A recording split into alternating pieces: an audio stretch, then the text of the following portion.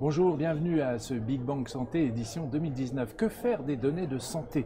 Entre la protection des données et toutes les choses qui sont possibles de réaliser avec l'intelligence artificielle, c'est sur ce sujet que nous recevons Nicolas Volikov, qui est fondateur de CARE.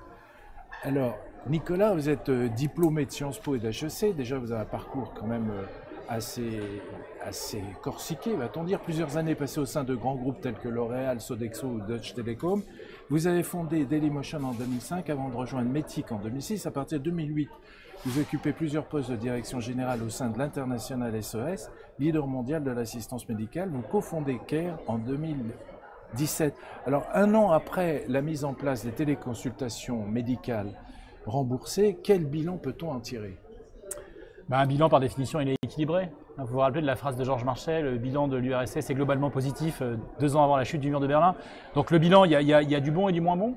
Ce qui est bien, c'est qu'il y a une vraie adoption du service, à la fois par les patients et par les professionnels. Nous, c'était notre grand objectif. Donc le nombre de téléconsultations qui sont opérées par CARE et par d'autres, il croît sans cesse. Donc ça, c'est bien. Après, là où il faut qu'on progresse collectivement, c'est sur les règles de remboursement, parce que les téléconsultations, dans l'esprit, sont éligibles au remboursement, donc prise en charge par la sécurité sociale. Dans les actes, et concrètement, c'est un peu moins le cas aujourd'hui, donc il faut qu'on travaille collectivement avec tous les acteurs, les syndicats de médecins, la Caisse nationale d'assurance maladie, pour que ça soit plus facile pour le patient de se faire rembourser. Mais globalement, le bilan, il est bon. Alors justement, quel est le nombre de téléconsultations réalisées en un an et combien vont être remboursées? C'est ça, ont été remboursées. Alors là, moi, ce que je vais vous dire, c'est les chiffres de l'assurance maladie, c'est pas les miens. Il y a 60 000 téléconsultations qui ont été remboursées en un an. Et il y a un peu plus de 400 000 téléconsultations qui ont été effectuées en un an. Donc vous voyez bien qu'il y a une grosse différence entre 60 000 et 400 000.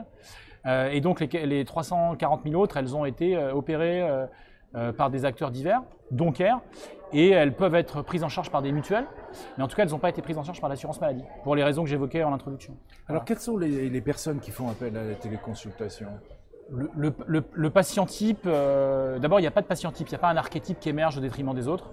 Il y a des jeunes, des moins jeunes, des seniors, mais la tranche de la population qui est la plus représentée, en tout cas chez nous, c'est plutôt une femme active d'une 40aine d'années, plutôt urbaine et qui a des enfants en bas âge. Voilà, ça c'est le patient type. Mais encore une fois, il ne recouvre pas toute la patientèle. Et alors au point de vue pathologie, quelles sont les pathologies qui sont traitées justement? Alors d'abord, CARE, ce n'est pas un service d'urgence. Donc évidemment, si vous vous cassez la jambe, si vous êtes en train de faire une crise cardiaque, vous n'allez pas nous contacter. En tout cas, si vous nous contactez, on va vous orienter vers les services d'urgence. Nous, ce qu'on fait, c'est ce qu'on appelle du soin primaire.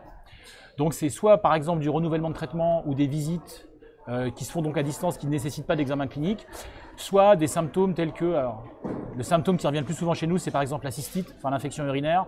Ça peut être des démangeaisons, des allergies, des petites fièvres, des gastro. Toutes les choses qu'un professionnel à distance, s'il a connaissance de vos antécédents, est capable de traiter. Alors, comment est-ce qu'on peut accélérer la montée en puissance des téléconsultations? Pédagogie. Il faut faire de la pédagogie des deux côtés, si j'ose dire. Parce que nous, on marche sur deux jambes. Il y a les patients et les médecins. Si vous parlez qu'aux patients et pas aux médecins, ça ne marche pas et inversement. Donc il faut faire connaître, faire savoir. Ce qui est encourageant pour répondre à votre première question, c'est que quand les patients ou les médecins l'adoptent, ils s'en servent beaucoup de ce système. Voilà.